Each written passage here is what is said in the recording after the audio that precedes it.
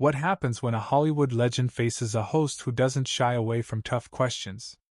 This moment on Gayle King's show went viral and etched itself into television history, leaving viewers in shock and sparking heated discussions on social media. No one in the studio was prepared for what happened next. The CBS morning studio sparkled under bright spotlights, and the warm atmosphere of a live broadcast created an illusion of friendly conversation. The live audience, seated on cushioned gray chairs, buzzed with anticipation. Cameras hummed softly, gliding along tracks, while producers in headsets exchanged quick gestures backstage. On the table in front of the hosts, Gayle King, Tony Dokoupil, and Nate Burleson, stood branded mugs with the show's logo, and the air carried a faint scent of coffee mixed with tension. Willem Dafoe, renowned for his intense performances in films like Platoon and Spider-Man, entered the studio with a subtle but confident smile. His appearance elicited enthusiastic applause. The audience knew they were in the presence of an actor with a reputation for depth and introspection. Dafoe was there to promote his new film, a psychological drama that had already garnered critical acclaim. His gray suit fit impeccably, and his piercing green eyes betrayed an inner strength tempered by cautious restraint. Gayle King, known for her charisma and knack for asking direct questions, greeted him with a warm smile. Her red dress stood out against the neutral studio backdrop, and her voice carried confidence with a hint of intrigue. Tony and Nate, seated beside her, smiled, but their glances hinted at slight unease. Perhaps they sensed Gayle was preparing something unexpected. The audience fell silent, awaiting the start of the conversation. "Welcome, Willem," Gayle began, her voice soft but with a playful edge. "Your new film is already generating so much buzz. Tell us, what inspired you to take on this role?" Dafoe leaned back in his chair, his fingers lightly tapping the armrest. "It's a story about human struggle, about finding meaning in chaos," he replied in his distinctive low voice, both calm and piercing. "My character faces a lot of inner demons, and I tried to portray that as honestly as possible." The audience listened intently, some nodding, moved by his sincerity. Tony Dokoupil chimed in. "That sounds like a role requiring immense emotional depth. How do you prepare for characters like that?" Dafoe smiled, his eyes narrowing slightly. "It's always a journey. You have to dig deep, find parts of yourself you don't always want to see. But that's the essence of acting, being truthful with yourself and the audience." The atmosphere remained light, but a faint undercurrent of tension lingered. The cameras zoomed in on Dafoe's face, capturing every gesture. Gayle nodded, but her smile sharpened slightly. "Interesting," she said, glancing at her co-hosts. "But Willem, let me ask you something personal." The studio fell silent. The audience hushed, sensing a shift in tone. Producers backstage exchanged quick looks, one nervously adjusting their headset. Gayle leaned forward, her voice growing sharper. "You often play these dark, complex roles. Some say you deliberately choose characters that let you hide behind a mask of suffering. Is that true? Or is it just a way to avoid the real world, a world where you have to take responsibility, say, in political or social issues?" The question hung in the air like a lightning bolt. The audience gasped, some exchanging looks of disbelief. Tony Dokoupil forced a nervous smile, while Nate Burleson lowered his gaze, as if trying to avoid the brewing storm. The camera zoomed in on Dafoe's face, and for a moment, a flash of surprise mixed with cautious anger flickered in his eyes. Willem cleared his throat, his fingers tightening on the armrest. "I'm not sure I follow where you're going with this, Gayle," he replied, his voice steady but laced with tension. "My roles aren't an escape. They're a way to explore human nature, to show the truth about what it means to be human. If that seems like a mask to some, maybe they're just not willing to look deeper." The audience erupted in applause, but Gayle didn't back down. Her eyebrows rose, and her smile turned almost defiant. "Oh, I hear you, Willem. But let's be honest. You're a star living in a privileged world. Your films win awards, but what are you doing for real change?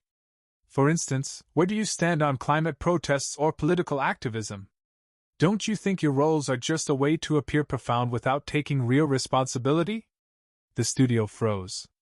A woman in the front row covered her mouth, while the man next to her pulled out his phone, clearly starting to record.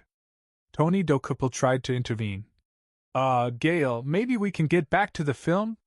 Willem, tell us about the filming process. But Gayle waved him off, her eyes locked on Dafoe. Willem leaned forward, his gaze cold and piercing. Gayle, I respect your right to ask questions, he said, his voice low but cutting like a blade. But accusing me of avoiding responsibility because I choose art over loud statements is unfair. Art changes people. It makes them think, feel, question. If you think that doesn't matter, maybe you're the one avoiding reality. The audience burst into applause, this time mixed, some cheering for Dafoe, others watching Gayle, waiting for her response. A producer backstage whispered urgently into their headset, their face pale. The cameras hummed, capturing every moment, as an operator accidentally bumped a tripod, causing a faint metallic clank. Gayle didn't relent. She leaned back, crossing her arms. Willem, I'm not saying art isn't important. But let's face it, when was the last time you used your platform to say something truly impactful? Like about inequality or climate? Or are you just hiding behind your roles to avoid engaging with the real world? The silence in the studio was deafening. Even the applause faded. Tony Dokuppel nervously adjusted his tie, while Nate Burleson quietly muttered, let's respect everyone's views. But his voice was lost in the tension. Dafoe clenched his fists, his jaw tightening. But he didn't look away from Gayle. You want to know what I do for the world? He asked, his voice trembling with restrained emotion. I don't shout about it from every corner, but I support people fighting for change. I donate, I listen, I learn. But I don't believe my roles are less than activism. Art isn't an escape, Gayle. It's a mirror. And if you can't see yourself in it, maybe the problem isn't with me. The audience erupted in applause, louder and more unified this time. The woman in the front row wiped away tears, while the man with the phone kept recording, his eyes gleaming with excitement. Producers backstage panicked. One gestured frantically, trying to signal the operators to switch to a wide shot, but the cameras stayed focused on Dafoe. Gayle, however, pressed on. She leaned forward, her voice sharper. Willem, that sounds nice, but isn't it convenient? Playing roles that make people cry in theaters, then going back to your comfortable life? People want to see real action, not just tears on a screen. Her words hit like a slap. Tony Dokuppel tried again to defuse the situation. Gayle, maybe we let Willem talk about the film? But Gayle ignored him, her eyes burning with challenge. The audience held their breath, waiting for Dafoe's response. The cameras hummed, spotlights cast harsh shadows, and the clack of someone's heels backstage cut through the silence. Dafoe stood. His movements were slow but deliberate. He adjusted his jacket, his face impassive but his eyes blazing. The studio froze. Gayle, he said quietly, his voice piercing through the room. I came here to talk about art. But if you want to turn this into a circus, I'm not playing by your rules.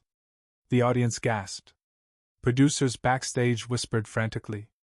Tony and Nate looked as if they wanted to disappear. And Gayle, for the first time in the broadcast, seemed slightly rattled.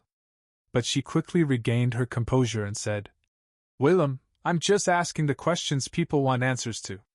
You're not afraid of the truth, are you? That moment became the point of no return. The CBS morning studio was on the brink of chaos. The tension between Willem Dafoe and Gayle King had reached a boiling point. The audience sat frozen, holding their breath, as cameras hummed and producers backstage scrambled, exchanging frantic gestures. Gayle's words, "You're not afraid of the truth, are you?" hung in the air like a challenge issued in silence. Willem stood, his presence radiating quiet but unshakable strength. The studio was still, waiting for what would happen next. This moment would go down in television history. Willem Dafoe didn't break eye contact with Gayle. His eyes, sharp and piercing, carried the same intensity as his most iconic roles. He slowly squared his shoulders, his voice, though quiet, filling the studio with the weight of decades of experience. "Gayle," he began, each syllable striking like a hammer. Truth is what I live for. Truth is in my work, in every role, in every moment I stand before a camera and bare my soul. You say I'm hiding? Let me tell you something about truth. The audience was riveted. A woman in the front row clutched her bag, her eyes glistening with tears. The man with the phone leaned closer, recording, as if afraid to miss a single word. Tony Dokoupil and Nate Burleson sat frozen, their gazes darting between Dafoe and Gayle.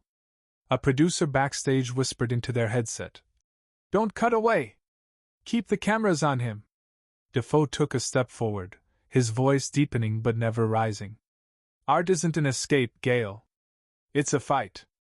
Every role I take is a battle to show people who they are, what they feel, why they suffer. You accuse me of not standing on a soapbox, shouting about politics or climate? But I do more, I make people think. I make them feel. And if you think that doesn't matter, then you don't understand what real change is." The studio erupted in applause. Some stood clapping with fervor, while others sat stunned, unable to look away. The camera zoomed in on Dafoe's face, catching the slight tremble of his lips, not from weakness, but from the passion spilling out. Gayle, for the first time in the broadcast, looked rattled. Her hands, previously resting confidently on the table, now nervously clutched a pen. She opened her mouth to respond, but Dafoe didn't give her a chance. "You want truth?" he continued, his voice sharper now. "Here it is. I don't owe you or anyone an explanation for how I use my platform. I'm not here to play games for ratings. And if you think you can belittle me or my work to make your show more interesting, then it's not me hiding from reality, it's you." His words struck like thunder. The audience gasped, then erupted in even louder applause. Some shouted words of support, others whispered among themselves, disbelief etched on their faces. Tony Dokoupil tried to defuse the situation. "Wow, that was," passionately said Willem. "Maybe we can talk about your film?" But his voice was drowned out by the noise. Nate Burleson remained silent, his eyes wide, as if trying to process what had just happened. Gayle, however, wasn't ready to back down. She straightened, her smile returning, but now it was cold, almost defiant. "Willem, I respect your passion," she said, her voice trembling with restrained tension. "But let me say this, people want to see action, not just words on a screen. You say art changes the world, but isn't it convenient to stay in the shadow of your roles while the world burns?" That was the final straw. Dafoe shook his head, his expression a mix of disappointment and disdain. He turned to the audience, his gaze sweeping over them, from the front row to the operators behind the cameras. "I'm done," he said softly, but his words carried across the studio like a gunshot. "I came here to talk about art, about what unites us. But if all you want is drama and headlines, I'm not playing along." He turned and walked toward the edge of the stage. His steps were measured but resolute, the click of his shoes on the floor echoing in the silence. The audience erupted in a mix of applause and shouts, some calling out, "Bravo, Willem!" Producers backstage scrambled, one rushing to the director, whispering, "What do we do? He's leaving!" The cameras hurriedly tracked Dafoe as he disappeared behind the scenes, leaving the studio in a state of shock. The CBS morning studio descended into chaos. The audience was divided, some stood, applauding, while others whispered, processing what had just happened. The woman in the front row wiped away tears, clutching her phone, likely already holding a recording of the moment. The man beside her exclaimed, "That was incredible!" Cameras swiveled, trying to capture Gayle's reaction, but she sat with pursed lips, her face unreadable. Tony Dokoupil attempted to salvage the situation. "Well, that was unexpected. Let's take a quick break and return to our program." Nate Burleson nodded, but his smile looked forced. Backstage, producers were in a frenzy, one shouting into their headset, "It's going viral! It's already viral!" Gayle finally spoke, her voice calm but tinged with defiance. "Well, that's live television, isn't it? Sometimes the truth stirs up a storm. We'll be back after the break." But her words were lost in the audience's buzz. As the broadcast cut to commercial, operators lowered their cameras, and producers rushed to monitors, reviewing the footage. The moment Dafoe walked off was already spreading across social media. Clips appeared on Twitter, TikTok, and Instagram with hashtags #Willem Dafoe, #Gayle King, #CBS Mornings. Users shared snippets of his speech, some calling him a hero, others criticizing him for dodging the conversation. The clash between Willem Dafoe and Gayle King became a sensation. Media outlets exploded with headlines.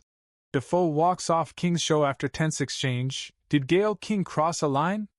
Social media was divided. Some praised Dafoe for defending art and dignity, while others argued he evaded tough questions. Clips of his speech racked up millions of views, and the phrase, "Art is a fight," went viral, appearing on t-shirts and memes. Gayle's reputation took a hit. Some accused her of being overly aggressive, though her supporters claimed she was just doing her job, asking hard questions. Dafoe remained silent, but his exit only reinforced his image as an actor who stands by his principles. What do you think of this conflict?